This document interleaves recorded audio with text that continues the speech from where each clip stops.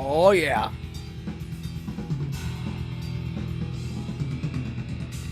Episode 31.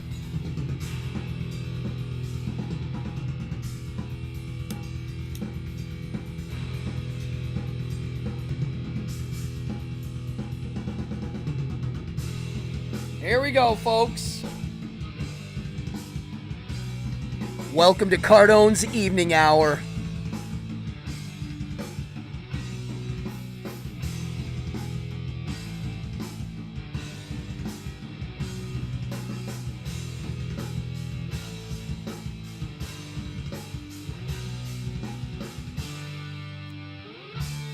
Come on in.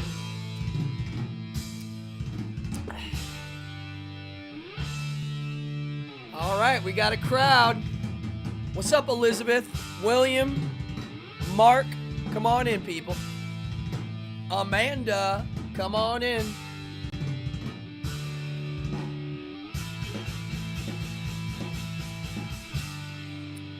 All right.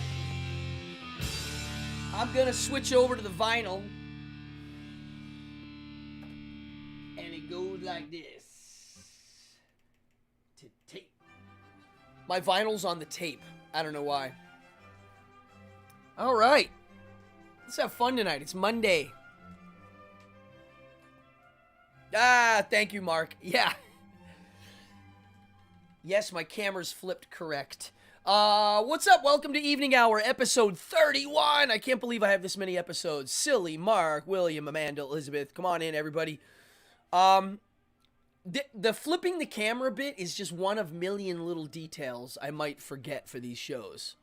Yeah. Let's see. Is the incense flowing yet? Oh, it's starting to. Here we go. It's Evening Hour, and I like to goof around on these shows. I don't goof around on my other ones, but this one here, ha. Look at this. Oh my gosh, it's frozen? Is this camera frozen? Oh no, it looks frozen. Wow, that smoke was moving so slow, it actually looked frozen. Rick Sherman. Dude, look at that smoke. It doesn't even look real. And I'm only running one side right now. I'm going to run the other side in a second. Wow. Wait, hold on. Where's my blowtorch? Here, watch. I'll turn on the other side. Come on in, people. We're just having fun here. There we go. Cool. All right, we'll go back to that in a second. Fun with incense, folks. And the world's greatest lighter. If you ever light lots of things like incense and candles and whatnot, I highly recommend these. You can burn your face off with it. If you're not careful and you slip your thumb, it does that. Imagine lighting a cigarette and doing it the wrong direction. But it's a really great lighter. It lasts forever when you fill it. Highly recommend it. It's actually a kitchen lighter used for making creme brulee. And it's called a Torch 400. I don't know how much they cost. I don't even remember buying this, but I think it was a kitchen item thing.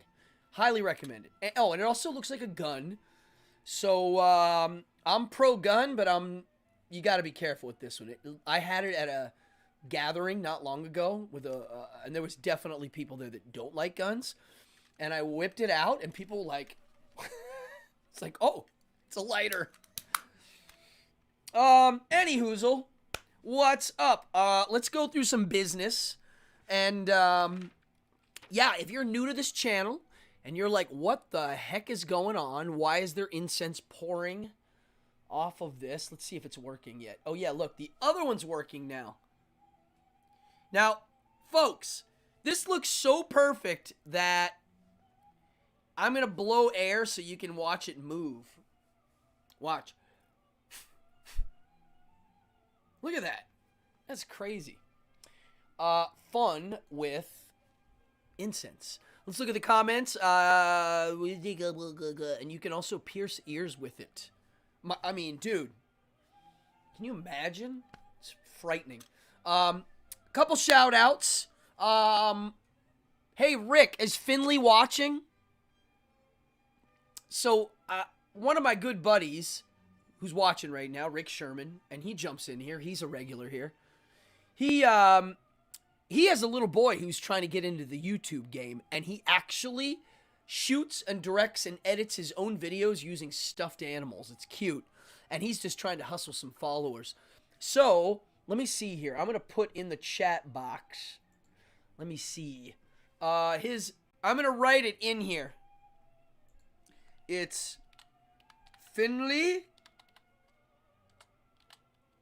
YouTube videos. No. Finley YouTube FT videos. Yo, he's looking for some subscribers. Go check out this little kid. He's been busting his butt. And I told him to edit a trailer, and I'll show it on my show. Why not? Whenever I hear little kids hustling stuff like that, I'm very supportive of it. Because that's what I did at that age. Can you imagine being a kid... Oh, never mind. I'm always thinking about, like, me going into the future from little kid time and being able to do what I used to do then with the technology I have now. I don't know.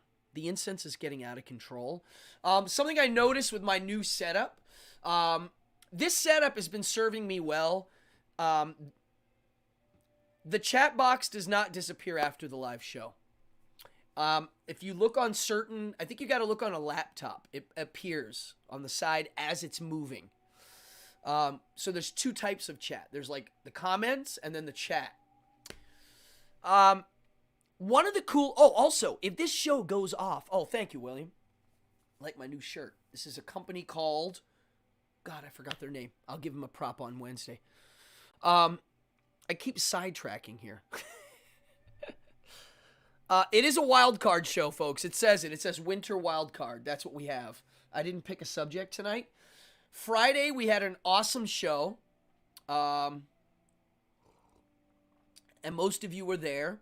Friday was Behind the Devil's Curtain, and we had a really good show. And I want to talk about that a little bit in a second. But I want to mention my setup. Right now, there's incense pouring. Look at this. It's crazy. So I have it right now. I've been using this setup for now most of the shows. It's organically grown to the lights and everything. And check this out. I can make my hand look weird by just doing that. Look at that. I can make both hands look weird. And if I want to do it to my face, I just come here. So if I ever need weird colors on anything, I just do that.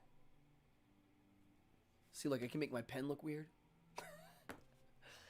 Yeah, it's just because the show's growing organically. I didn't plan any of this out to go the way it did. I didn't plan the setup this way. It just happened to be this way, and it's the most convenient. Yes, the incense is out of control. It's driving me nuts. Let's see what the hand cam is doing again. Wow. The smoke is... I mean, look at that. I'm looking at that, and I'm like, is that a photograph? It is not a photograph. Watch.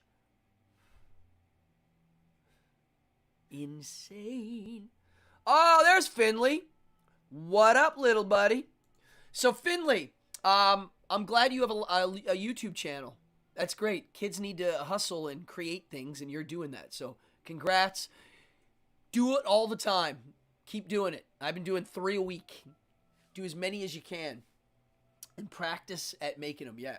Congrats. And Finley, edit a little trailer, and I'll show it on the show. Okay? Cool. So, yeah, if you're new, hit the subscribe and notify. It's the least you can do. Also, I got donors. I got people that donate to the show. What the heck is this? This is the most amazing thing. All the money right now goes straight into the show. Eventually, it won't. But right now, it's going all in. I'm paying for new equipment. It says, I'm going to look at some comments here. Sometimes it shows as a chat disabled when you go back and watch it later. Interesting.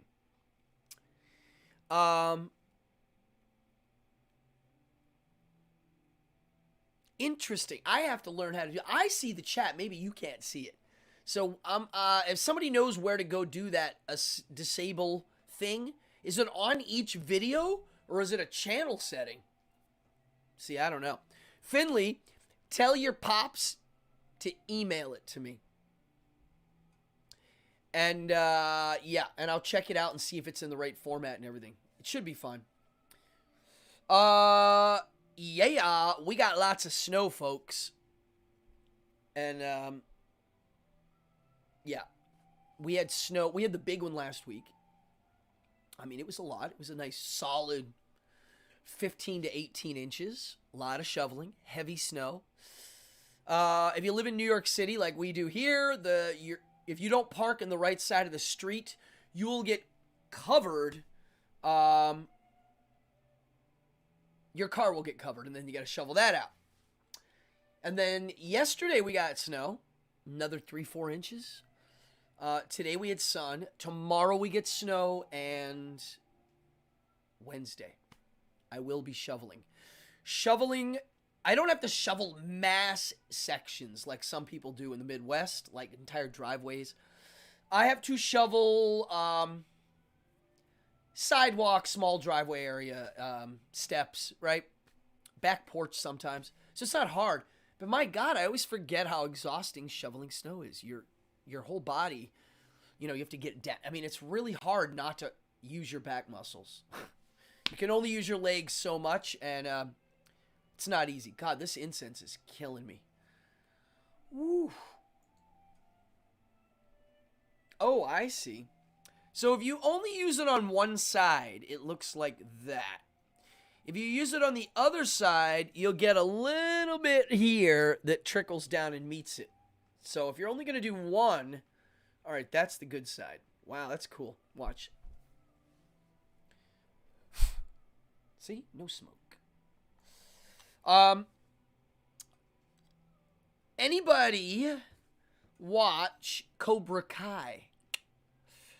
So, I haven't watched television in literally 4 months now. But in the last month, I've turned the TV on to watch a movie, and I've watched 4 episodes of Cobra Kai, or 5? 4. But I gotta say, I love it. I'll give you my mini review of the whole series really quick. But the concept of this incense is killing me. Hold on. I gotta fix this incense problem. It really is just pouring right now. Okay. I just took it off the device. My God. Ah! There we go. No more incense, folks. You have no idea how bad that was. That was also the crappy incense. Anyway. Yes, Mark, it is a fun show. I do like nostalgia. I do like good storytelling. We'll get to that in a second. But the no TV thing. The secret to, successfully watching TV is to cover it.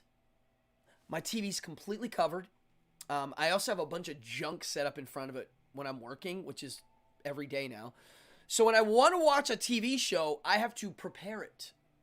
And it's better. I literally in the last 4 months have watched 3 or 4 movies, 5 movies, and 4 or 5 half-hour TV shows. That's it.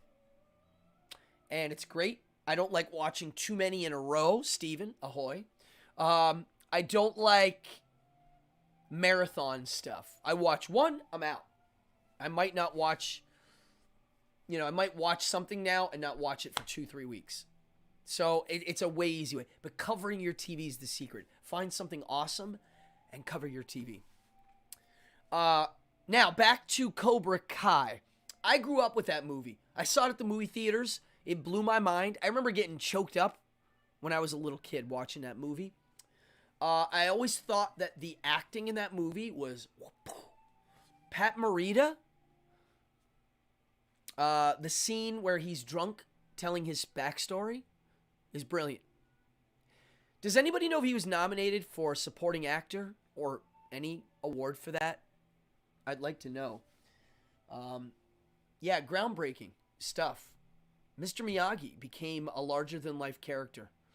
And the script and the story, the meaning behind it, did a lot. It really did inspire a lot of people.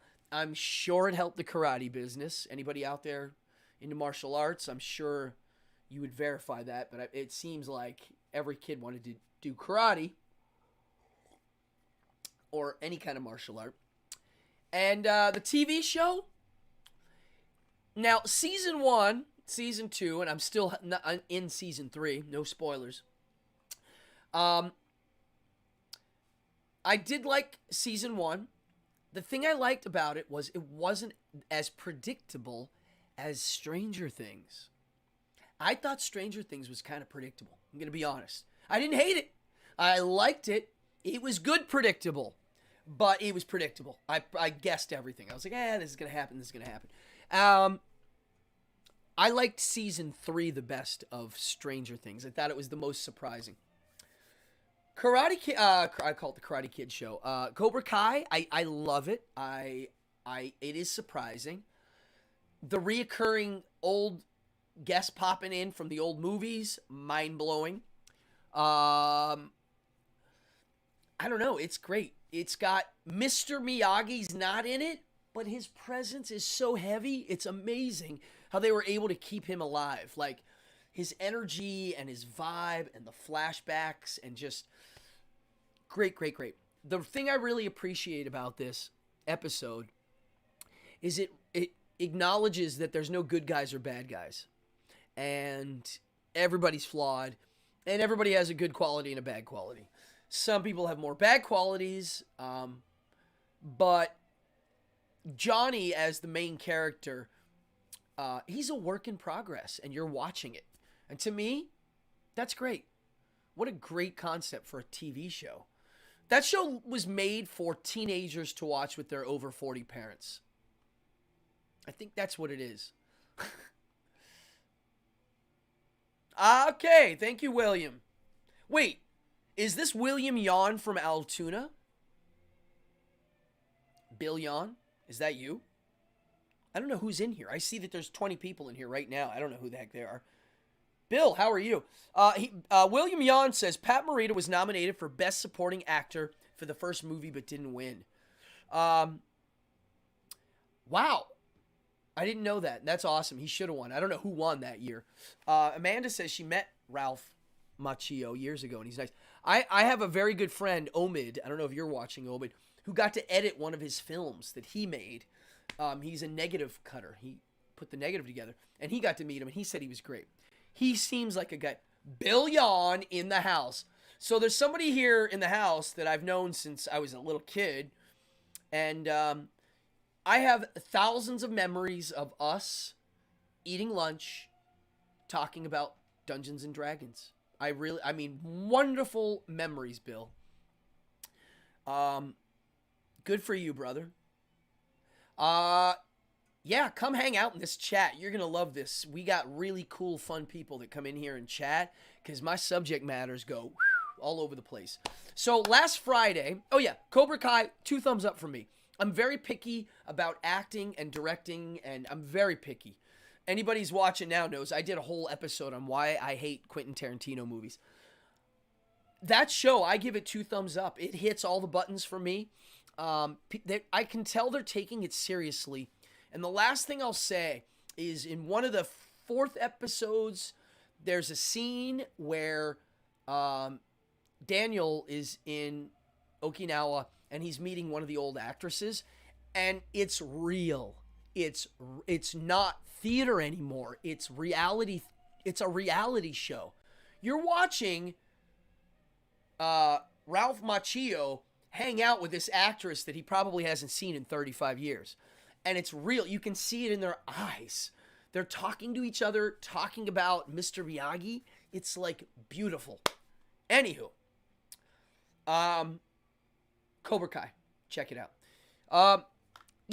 So Friday. I want to talk about what happened on Friday's show and where I'm going with it. And so Friday, I did Behind the Devil's Curtain, which for anybody new in here, it's one of the shows on this channel that I do. It's very different tonality. The tagline is sleight of hand, forbidden knowledge, and the art of real magic. And that's my flagship show on here. It's the one I spend the most time working on. And Friday was on. The subject, it was the first time I did a subject that was just basically a philosophy theology episode. That's it. Usually, I mean, episode 1 was on tarot cards. Episode 2 was on my Transylvanian experience, with a lot of props. There's a lot of props in that show sometimes. I did one on ventriloquism and the art of necromancy and how ventriloquism comes from necromancy. And I haven't done one on just biblical stories. And this one was called Moses, Warlord Moses. And it was about the atrocities that I see in the Bible that Christian apologetics come up with clever ways to justify. And I could have said foolish and stupid ways to justify, but I said clever because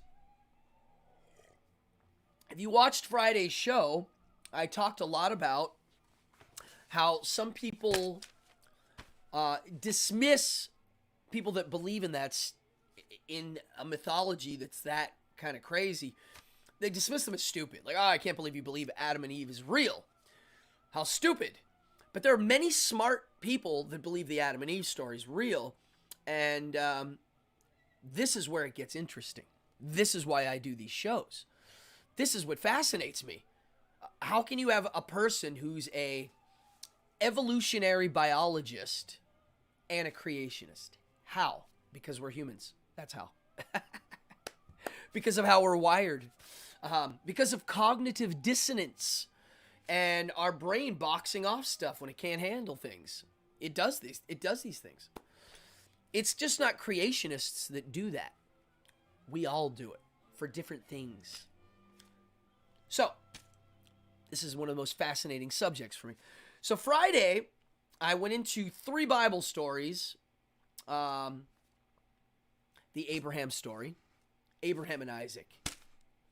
Ooh, gotta flip the vinyl. Now, I don't know if you guys do the vinyl thing. I primarily only play vinyl. Occasionally, I'll play a CD if I have to. I always tell people, if you don't clean your records, you're crazy. You have to clean them. Not only have to clean them, you have to clean them every time you play them. Because if you don't, there will be a dust ball really quick, and it will sound like garbage. And you got to clean your needle. And there we go. I don't know if you can even hear that. Listen. Can you hear that? It's soft. It's probably more for me. I listen to lots of classical music and I like it in the background. Pataki in the house. What's up, brother? I think we have Voider Shark still in here. Who else is in here? I got some really good people in here. Mark. Man, everybody's great. I love this crowd. Belief versus reason. Yeah.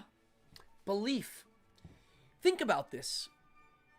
You can't get somebody to believe something if they don't believe it right away. Notice the pause right away. Yeah, it's just not going to happen. If I put a gun to your head and said, you must believe the God of the universe is Baal. Well, first of all, they wouldn't have they put a gun to your head and said, believe in Baal. You wouldn't, well, they wouldn't be able to prove if you were or not. You go, yeah, I believe in Baal. Great. But they wouldn't be able to actually look in your brain yet. They will eventually. And see what you're doing. But to get you to actually believe something, pretty hard to do. And it's funny because a lot of my episodes, I talk about personal change. And William, you know about this. This is what we're talking about. Not William Yon, William Nemeth. We were always chatting about this. If you want to change something in your personal life, it's not that easy.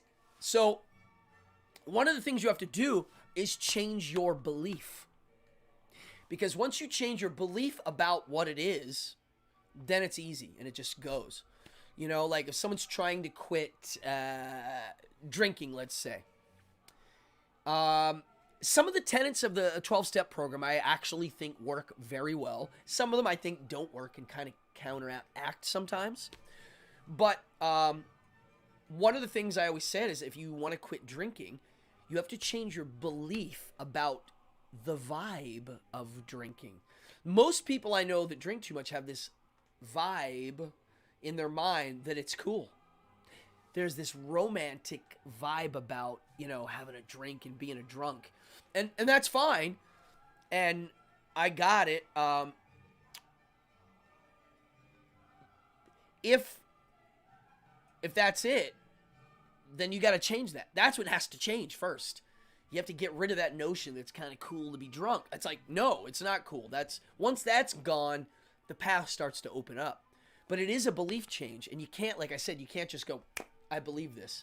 If your whole life you've kind of admired the idea of having a cocktail and a cigarette in a dark bar chatting with somebody, you have to change that, you know? And, you know, they'll tell you that. Bill Yon's like, you sound like me at work now. It's true. It's just something people don't talk about. When I hang out with friends, you know, people talk about sports. They talk about movies, politics, which to me is the same exact kind of chat as a religious debate, because it's a belief. Politics are based in beliefs and values. Oh yeah, Mark said this. Yeah. So Mark brought something up that I like to always mention. And this is why I don't dismiss creationist types as dumb. I have friends that are creationists. A couple close friends I have are creationists. And they're not dumb. I don't think of them as dumb. I think it's kind of weird and interesting that they can box it off in their mind. But I said it here. Mark says it here. This is what I was talking about on Friday. If Adam and Eve is just a myth, that it destroys the entire point of the Jesus story. So I know people that really, they look at the Bible stories and they're like, look, if you get rid of the Adam and Eve story, the whole Bible means nothing. Therefore, I have to believe this story. Therefore, I'm going to put a lot of work into my thinking of how to justify each beat. William says, changing your mindset and your behaviors and actions according for the desired outcome to better yourself for the long run. Bada bing, bada boom. That's a big statement there. Yeah. Read that one, everybody. And if you're not watching the text, I'll read it. Changing your mindset and your behaviors and actions accordingly for the desired outcome to better yourself for the long run. It is a little bit of fake it till you make it. It's a little bit of, this is where I start to mix magic, and I don't mean magic tricks magic. I mean real magic. This is where I start to mix magic with the self-help movement. Because to me, ritual and symbolism are very powerful. People don't look at like, I don't know, this hat, for instance, as a ritualistic symbolic gesture. A sigil, a magic sigil. This could be a magic sigil if you wanted it to be. It's all in how you look at it. Wouldn't this be a great magic sigil?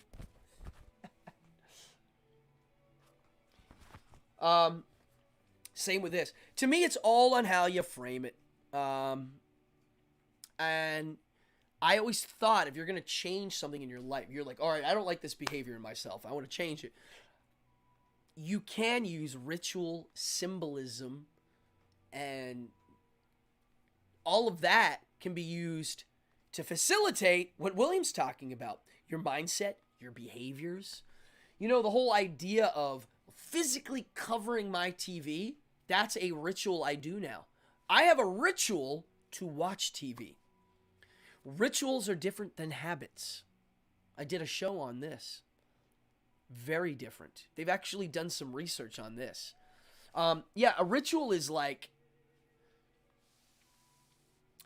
your, I don't want to use the word heart. Your, what's the word? Your is more in it. if you make it a ritual. It's a little bit more focus in its creation. It implies you're working on something for that.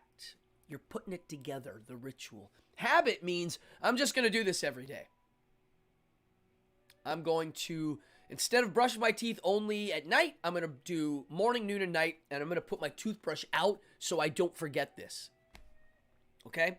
So, that would be it, right? That's a habit. It's not really a ritual if you just put in your toothbrush. But if you do a thing where every day I don't know, I'm trying to think of what kind of a ritual would you design, or I would design, to add another toothbrush session in the middle of the day, which I will skip. Yeah, rituals have a meaning. You're physically taking your insides out and creating it. To me, this is black magic. This is why I am a proponent of black magic. It is that. You're creating a ritual. It could be a toothbrush ritual. It doesn't have to be about ghosts and demons. It could be anything. It could be a ritual about, I do push-ups. It's more of a habit than a ritual at this point, but I've worked these certain things into my life. Now, okay, let's go back to just ritual. What does that mean? Most people think of incense and candles. That's cool. I do too. I like incense and candles. Incense transform. You are taking your time out to place this thing that's going to be gone, so you're sacrificing a little thing. You're using the elements. It's permeating the air. It does all of these symbolic things that we already have a feeling behind. We associate incense with godly things too. Even us atheists do. Same thing with candles. So I like using incense and candles to represent something important or a focus. Candles use fire, so it is incense. Maybe that means something. You see, there are reasons for all of these things, and I love it. I love talking about it with my friends and my friends in here. William says, speaking of drinking, when I quit drinking, I considered it evil, which as a Satanist, good and evil are what I personally think is good or bad. On February 11th, people went, congrats, brother. William, congrats, man. I drink some ginger tea in honor of your accomplishment. Yes, I don't use, good and evil to me is exactly that. Good is what I like, evil is what I don't like. And I don't even use those words much. I've literally erased the words good and evil out of my vocabulary.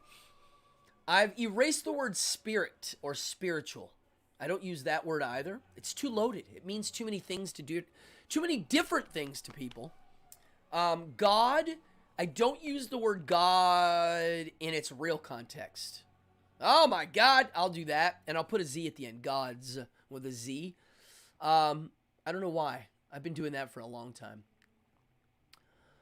I usually write the word God with a lowercase g also. I don't give it the uppercase. But I've changed these words because I never liked the word God. I don't like, because what are you talking about when you say the word? Are you talking about deity? Like a ghost in the sky? An entity? An intelligent entity that controls things? Or an intelligent entity that doesn't control things? Are you talking about everything? A lot of people define God as the oneness of all. Well, there you go. There's two drastically different meanings. And that's why I don't use the word. Yeah. Yeah, exactly, William. The word evil, I don't like it. It implies some external force that is intelligent, causing harm for harm's sake. Right? That's what most people would define. If you were like, the devil's evil, what does he do? It's like, oh, he's a ghost of sorts that infiltrates things and makes bad things happen, destructive things. I don't like the idea of this external ghost causing that problem. I thought it was funny. Here's something to look up. Now, I will do a Behind the Devil's Curtain on Catholicism at some point. That's going to be a big one. I did see the Pope, the new Pope, the quote, nice guy Pope that everybody likes, give a reason for all of the priest abuse, or as it's called now, clergy abuse. And he, literally, the quote was like, the devil has gotten into the clergy. What? As the devil's fault? Again? Oh. Yeah. Go look it up. It's real. I'll find it and post it. Malicious. Yeah. Yeah, evil means malicious. Yeah. But what does good mean? I've seen good defined as, again, what I define good. The absence of pain and suffering. I know people that like pain. I know people that like suffering. They won't say it, but their DNA prefers it. That's why the word good to me is debatable. Yeah. So, I don't know. Yeah, the word good to me is bizarre. What does that mean, good? Not in pain, not in discomfort. I don't know. Sometimes discomfort's kind of fun. That's what roller coasters are. Well, we all know that. I think most of us in this chat know. If someone's wearing anything that says expert or good guy, watch out. Warning. So, on the note of this chat that we're chatting about right now, this is why I like these wildcard episodes. It's free thought, which is what I love to do. Yeah, some people aren't happy unless they're miserable, Rick Sherman says. True. My next Behind the Devil's Curtain, I'm trying to figure out which one I'm going to do. I have a bunch I'm planning. One of them is on just the historicity of Jesus. And I want to do it because a lot of historians, real historians, will say that Jesus was a real guy, and they're pretty darn sure of it. But when I look at the evidence they're basing it on, I don't see it, and I'm not a professional historian. And I do know professional historians that look at the evidence and go, there's no evidence. Actually, there's evidence to support the opposite. So, yeah, I'm going to do an episode on that. It's definitely controversial. Even in the atheist community, there are atheists that believe he was a real guy. After my research, I do not believe he was a real guy. Now, I won't say with 100% accuracy on that, but pretty darn sure. Yeah. Moses, the consensus is that's definitely not a real guy. That's pretty much, yeah. Most historians will say that's not real. Most historians will say Exodus never happened. You can do that. Google Exodus hoax. Exodus never happened. You will see right away. Boom. Right away. They don't even hide it. It's right there. It's kind of hard to run from at this point. So that's a big story tied to a historical thing that now the real historians are like, yeah, it's not good. Hey, Fallon. There you are. We love your voice here, Fallon. Yeah. Amanda brought up a point. We're talking about people that like pain. Yeah, some people are miserable and they like it. Yeah, that's true.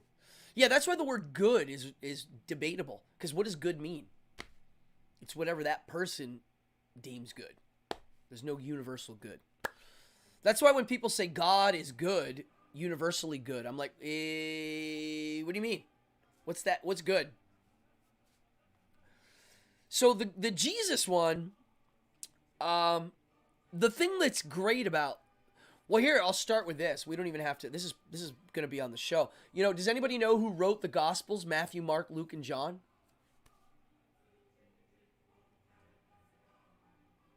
It's an interesting answer. The Gospel according to Matthew, the Gospel according to Mark, the Gospel according to Luke, and the Gospel according to John. Anybody know the names of the people that wrote those? They came way after what we call the Old Testament. Mother Teresa. I could do my own Mother Teresa episode. That wouldn't be very original because I don't have much to add my thoughts on it. I only do shows where I can add my own 2 cents. Or I like subjects that I already know a little bit about or a lot about, and I do another chunk of research to add to it. That's what I like. That's the juicy stuff I like. That's why when I made my list of episodes, woo, I got some good ones in here. So, the Jesus Historicity episode might be the next one, because my brain's on it right now. I could do the one, I'm going to save for the spring a big one that I'm still doing a lot of research on, and I don't want to goof it up. William says, John, Paul, George, and Ringo. All right, that's a good one. Well, exactly. Mark said it. They're anonymously written. They don't know who wrote them. So just to give them names, they named them. It's a little easier to chat about. Yeah, they don't know who they wrote. They do know the order in which they were written, which is what the show's about. And that has some clues in it. And a lot of people... So one of the things that creationists, I think, don't wrap their head around is length of time. So, for instance, the length of time to turn a wolf into a chihuahua, it's a long time, but we can wrap our head around that. But the length of time to take an amoeba and turn it into a woolly mammoth or whatever, a human for that matter, that's a long time. The billions number comes into play. Billions and billions. And people don't realize what that number is, how big it is, how long it is.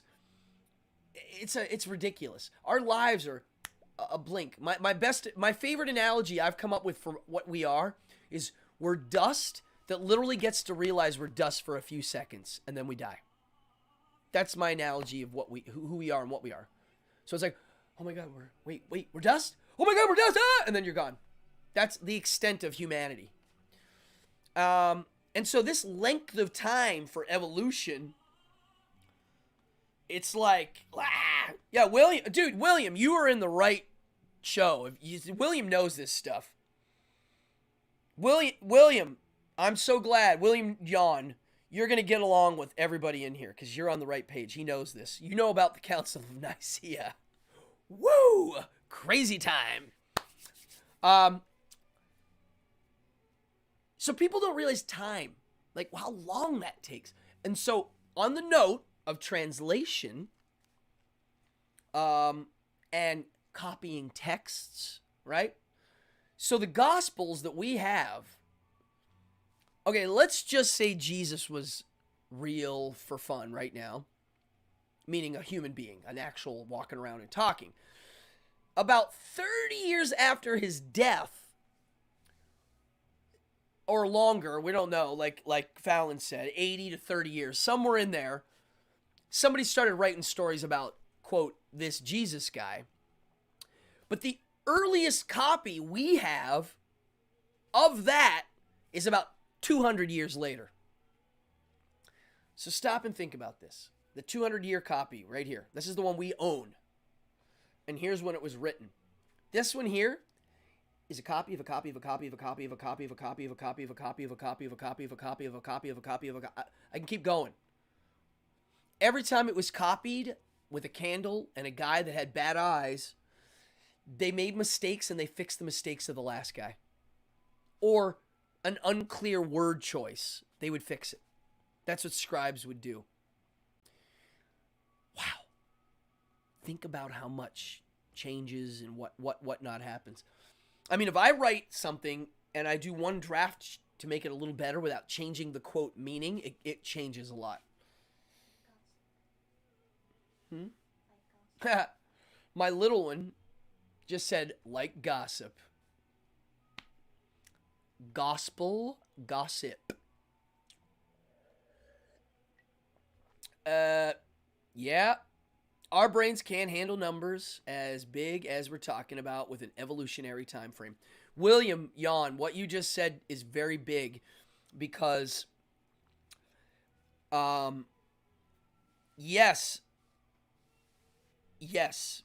It's an oral story, and then they started writing it down. Yeah, it's ridiculous. Now, as our brains handling numbers, 2 points to talk about on that, and it's gonna take us into the end of the show. I'm gonna write down so I don't forget. So does anybody know? I saw a great analogy of what a billion is. So if you have $1 million in $100 bills, I forget how big this stack is. It's like a stack of hundreds, thin, flat, right? It's a lot. It's kind of shocking. So you ready for this? A billion is a stack of hundreds, 60 miles long. What? Think about, just pick something 60 miles away and think about $100 bills stacked. And now imagine there's people that have that much money. It's a little wild. Ooh, it's like, oof, wow. Woo. It's a lot of money. Think what a trillion is now. I don't even want to go there. We did not evolve to understand numbers like that. We didn't. Now, we can. It's a lot of work. Some people are good at it. Some people aren't. But that's not something we do. Our DNA, our lizard brain, and our limbic cortex, they're not like thinking in the billions and trillions. On that note, I do believe that's why the stock market's successful, is it knows most people don't get it. I used to be one of them. I taught myself, and I'm learning. I started doing it. There's a lot of new people in the stock market. Remember what happened last week, everybody? Ooh. Get ready. It's going to change everything. If everybody tomorrow just started playing the stock market, it would mess it up. And they know that. They like that most people don't know this little game they're playing. It's a little game. And the thing about the game that shocks me is insider trading is illegal. So knowing that something's going to happen before and then making a decision and telling your buddy, it's illegal. You can get arrested and go to jail for it. Well, to me, insider trading is the same as counting cards. How are people not going to do it if they can't do it? For instance, if you're naturally good at counting cards and they're going to kick you out of the game, you're like, wait, I just know what the answer is here when you're gambling. You're like, I know what it is. But they don't like that. You're not allowed to know that. Even if you're smart enough to do it, you're not allowed to do it. So it's like, get out of here. Insider trading, it's like, if I knew that I'm going to sell my company tomorrow and this is going to happen to the stocks here, here, and here, of course I'm going to tell people, my loved ones, right? And there are people in this world that are really tied close to the stock market that live off of insider trading. You know, they really do. They get winks all day. Look at our politicians. Nobody really cares. If you put on the TV tomorrow of how many beloved politicians basically live off of these kind of scams, no one cares. People are like, who cares? Now, I have a theory of why people don't really care. Why the Bernie Madoffs and the types, like, we don't really them. And there's, I believe, a book on this too. But it's because it's not a monkey moral. It's not a moral that is hardwired in our brains since the time, since prehistory, We have certain moral codes that we're hardwired for. It's our limbic cortex. It realizes that compassion and comfort, we evolved to know, hey, it makes it a little easier for everybody. And so killing, stealing, some of the bad, quote, wrongdoings cause a response in mammals and in animals that's kind of built into our DNA. But downloading music, embezzling money online, people don't respond the same. And I believe there's a book written where they tested this. They did some experiments with asking people questions and hooking their brains up to monitors to see if they have a response. And they found that, yeah, there's certain things people don't respond to. Dr. LeVay episode? Eventually. Yes. I always thought I didn't need to do a Dr. LeVay episode because it's all over everything. It's all here. Yeah, Peter says, corruption has been normalized. People just, politicians are crooked, right? Yeah, it's true. Yeah, William brings it up too. There's other things. Yeah, there's the American culture. Yeah, the get-rich American dream. True. Yeah, it's promoted as a thing. Like, being rich, and it's, what's the word? It's a virtue. There's some virtues I never understood even as a kid. Faith is one of the virtues I never, ever understood. And if we have any people of faith that have a good way for me to see it as a virtue, please tell me. And you can't use a bad analogy. You can't use it. I'll point it out. Bad analogy would be, you have faith that your children love you.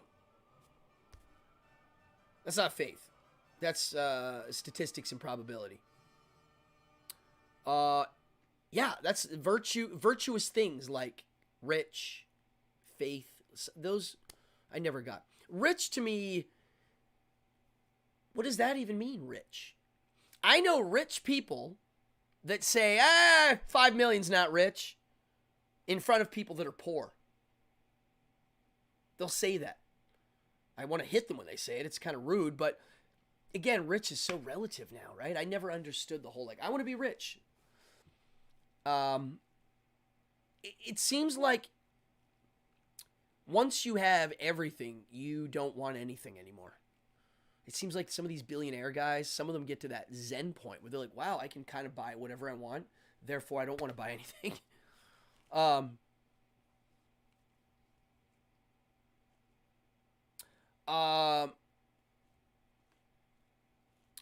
Senators made bank in March using government information. Yeah, dude, it's just, insider trading is real. And you'll never know what it really is. Like, they can't really get caught for most of it. It's kind of impossible, which means the system's flawed. Like, just like gambling. I'm like, okay, if you have a game in a casino and there are a few people out in the world that can show up and just win because they're smart, and then you're allowed to just kick them out. It's the game's flawed. It's not that guy's fault. In good faith, used in legal terms. Well, okay, but in good faith, in a contract, if I have in good faith, it's not blind faith. It's faith after a series of checks, and it's like the guy that I'm going to go into business with has a business license for this. He's got a solid credit, whatever it is. And then in good faith. Yeah. Well, the insider trading is real, and Didn't Martha Stewart get that one? Isn't that what put her away? So they picked her as the martyr. Huh. It's interesting. Yeah, imagine knowing something with stock. You're not going to tell your friends, your close friends. Please, please, please. That's just the way it is, man. It's so weird. Like, I almost don't blame them at that point. You're like, it's set up like that. They're like, oh, wait, I can't tell my friend. Oh, no. There's no way that's how it works. If everybody plays the stock market, it'll mess it up. I do believe that. Now, what are people's thoughts on what Robinhood did? Yeah, Martha. Oh, Martha. Yeah, Robinhood, a little weird. A little weird. People had money in certain things and they weren't allowed to touch it, and weird. And anybody, if you want to see something funny, look at the boss of Robinhood, his interview right after the feces hit the fans. You can see him sweating bullets. He looks guilty. One of my new favorite things to do is behavior studying body language. And yeah, he was a good body language study. Yeah. So yeah, I'm working on my new Behind the Devil's Curtain episode. I haven't decided which one it's going to be. It's most likely going to be about the historicity of Jesus.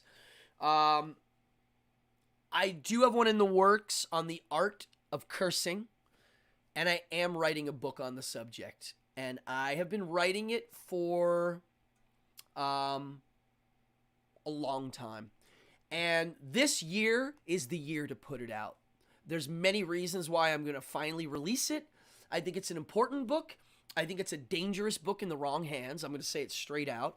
I think dangerous to not other people, but to the reader. I'm going to say it right off in the book and in my lecture. Like, you got to have a good, strong, solid backbone to start even thinking about what a curse is and using it as a tool for your own health. It's not for everybody. It's a bit of stoicism in ritual form. And I think I've discovered some really interesting things that most people haven't really looked at.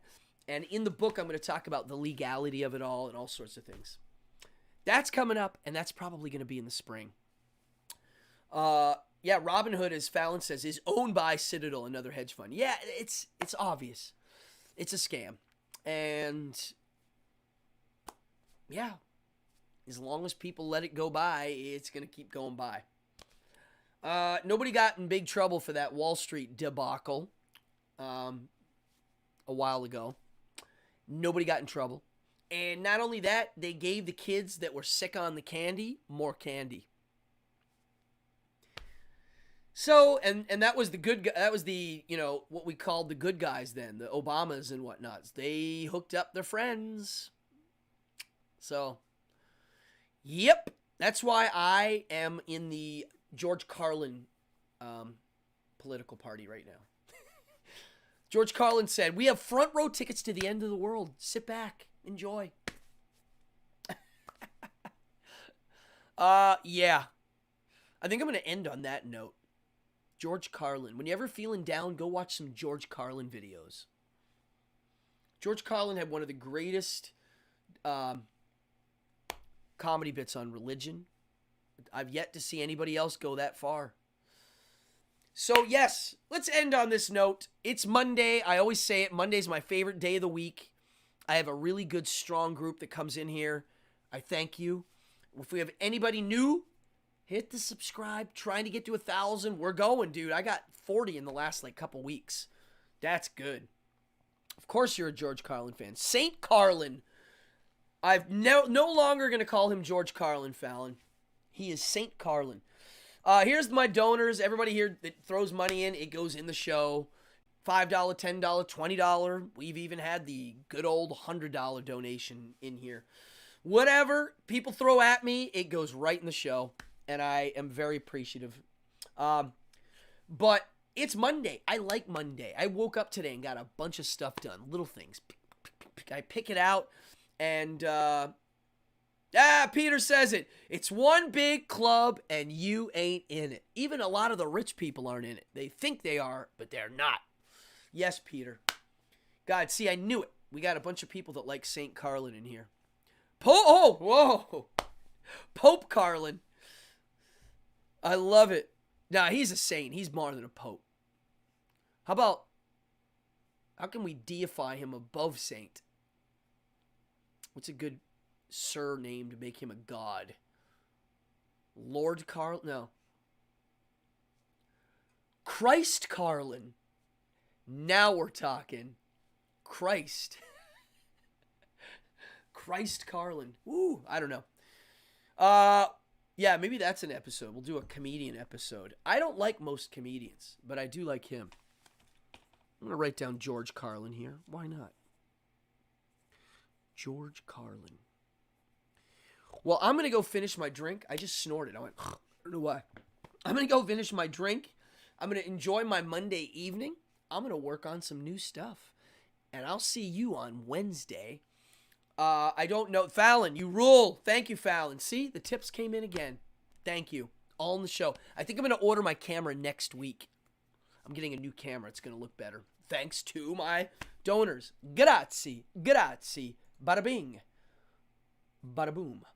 Yeah, I'm going to work on Wednesday's episode. So I'll be here, 8 p.m. You guys, come on in. I haven't decided what Wednesday is either.